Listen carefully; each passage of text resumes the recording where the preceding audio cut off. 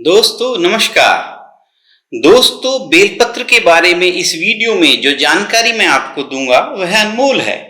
एक ही वीडियो में बेलपत्र के बारे में इतनी विस्तृत जानकारी आपको लाखों करोड़ों रुपए खर्च करने पर भी नहीं मिलेगी। इसलिए सभी दर्शकों से मेरा विनम्र निवेदन है कि यदि आप सच्चे शिव भक्त हैं तो इस वीडियो को अंत तक जरूर देखें। इस वीडियो का विषय बहुत ही सुंदर है, इसे अपने दोस्तों को भी शेयर करना ना भूलें और साथ ही साथ चैनल को भी सब्सक्राइब कर लें। दोस्तों, क्या आप जानते हैं कि बेलपत्र के सेवन से डायबिटीज, कैंसर, हृदय रोग, एड्स जैसी गंभीर बीमारियों का भी इलाज किया जा सकता है? ये सब आप इस वीडियो में जानेंगे। इस वीडियो में आप यह भी जानेंगे कि बेलपत्र का सेवन कैसे किया जाता है। वीडियो के अंत में मैं आपको एक ऐसी गुप्त जानकारी दूंगा जिसे कोई भी धर्म गुरु बताना नहीं चाहता। यह जानकारी आपके जीवन को बदल कर रख देगी। दोस्तों, क्या आप जानते हैं कि बेलपत्र की उत्पत्ति कैसे हुई? स्कंद पुराण के अनुसार एक बार माता पार्वती के पसीने की कुछ बूंदें मंदराचल पर्वत पर जा गिरी। इससे वहां एक पौधा उगा जो बाद में बेलपत्र के नाम से जाना जाने लगा।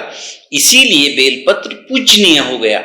शिवलिंग पर चढ़ने के बाद बेलपत्र एक साधारण बेलपत्र नहीं रह जाता, बल्कि वह साक्षात भगवान शंकर जी का प्रसाद बन जाता है।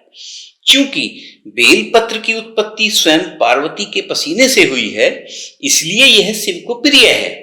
हमारे धर्मशास्त्रों में यह भी कहा गया है कि बेलपत्र 6 माह तक बासी नहीं होता और इसे एक बार शिवलिंग पर चढ़ाने के बाद भी दोबारा चढ़ाया जा सकता है।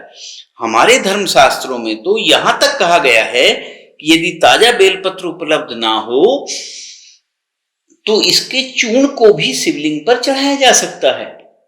इसका भी इतना ही फल मिलता है।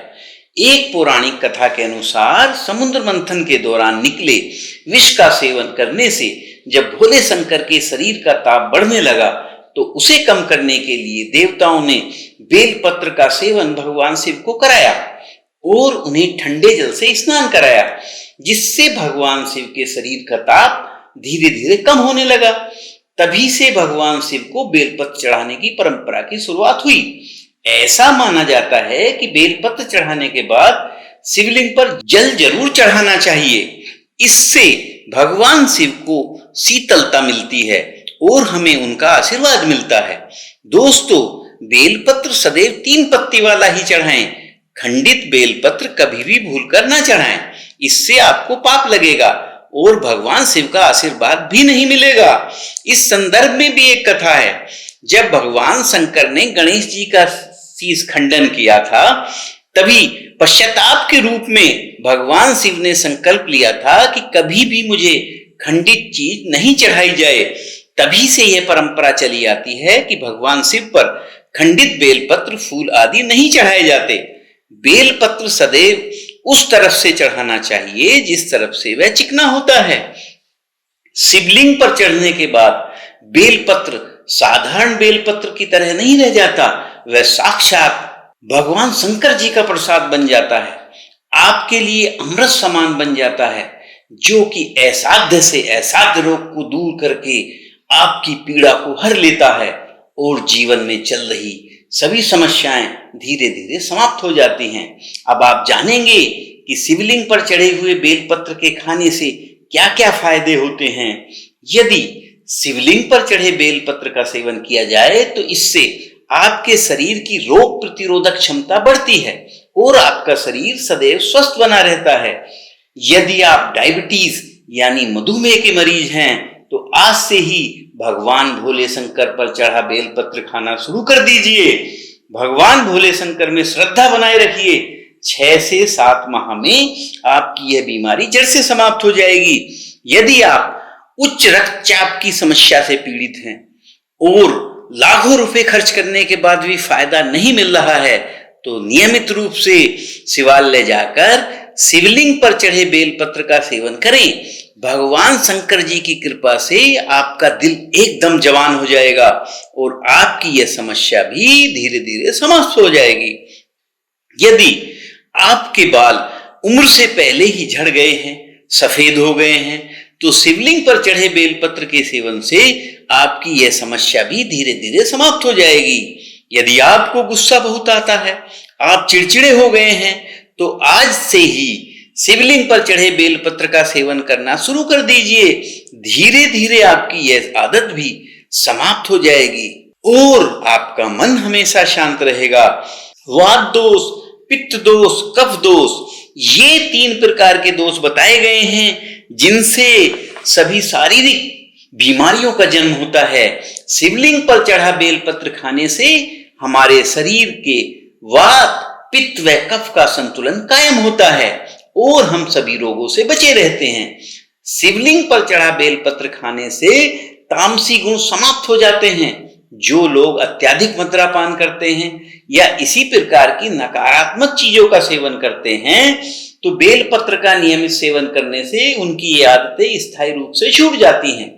शिवलिंग पर चढ़े बेलपत्र का नियमित सेवन करने से मनुष्य का भाग बलवान होता है और दुर्भाग्य सौभाग्य में बदल जाता है। आपकी किस्मत, आपकी तकदीर भी आपके अनुरूप ही चलती है।